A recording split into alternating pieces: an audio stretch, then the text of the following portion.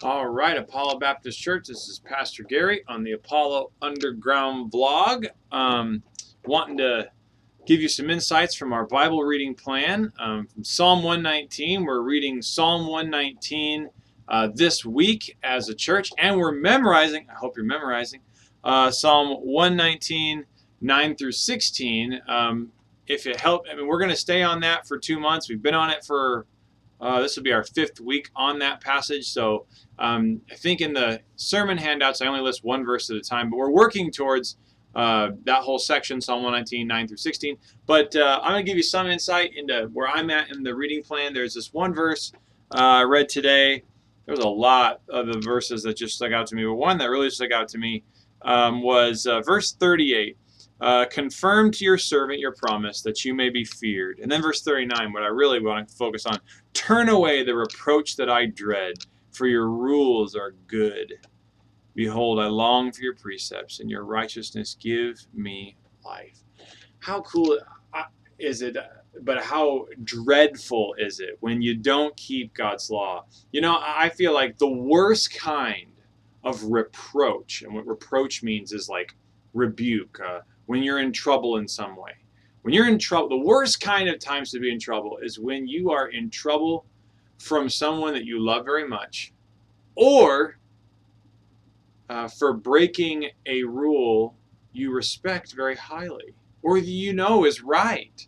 You know, if someone says, hey, you know, why didn't you, spike your hair up like this today? You're probably going to be like, you know, if you really respect the person, you might lose some, but you might go, well, it's kind of hurtful coming from you, but who cares? You know, you're just not going to feel that bad about it. But if someone tells you you're not doing something really good, man, that's even worse. That makes you feel terrible. And when you're looking at the law of God, there's nothing better than the law of God. There's nothing more good than the law of God.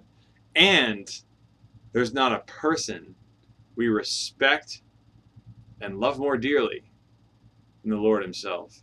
And so to break God's law is the worst of both. I mean, it's terrible. The reproach of God for breaking his law is terrible. One, because you've let down God, and two, because you broke a very good commandment. No matter what it is, whatever God says, it is good. We've got to keep it.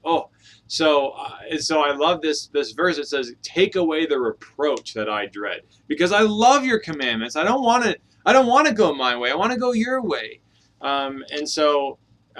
As we follow God's commandments, we also simultaneously actually dread God's discipline even more, even though we're less likely to have it, maybe because we're not living in squalor or living in sin. But we dread it more, because the more you pursue God's way, the more you love it, and the more you love Him. And so I just want to put that thought in your mind. Also want to give you an update on Naima before I leave you. Naima, as you know, went through an endoscopy and colonoscopy 2 weeks ago. Oh, it was terrible. It was terrible. But the results were all negative. There was nothing concerning from those scans. That's good, and that there's nothing big going on. It's also kind of like not good because she's in so much pain and waking her up at night. And so the gastroenterologist is still kind of concerned about that. So he ordered a CT scan. She just got her CAT scan this morning. And we're going to wait on results from that. That's the last thing we could possibly do to find out what's going on with her stomach. It's really the last thing. If this is negative, it's just going to be functional abdominal pain that she'll just have and grow out of. So that's what we're honestly praying for. The last week, though, she's had not very much pain, and that's been a really good respite. So I'm glad that that's going on. But I know some of you have been asking. Thank you for your praying for her. Thank you for thinking about us. So I just want to give you that update. She's doing fine. That's the last thing we have to do, but it is likely some form of functional abdominal pain. All right, I will see you tomorrow. Pastor Reginald and I will be recording our sermon tomorrow morning, so you please be in prayer for us for that. And I will be presenting our newest reports of gospel presentations. So get your gospel presentations in our system. Get it, report it on the website, and get it done. Hope to see you guys tomorrow morning.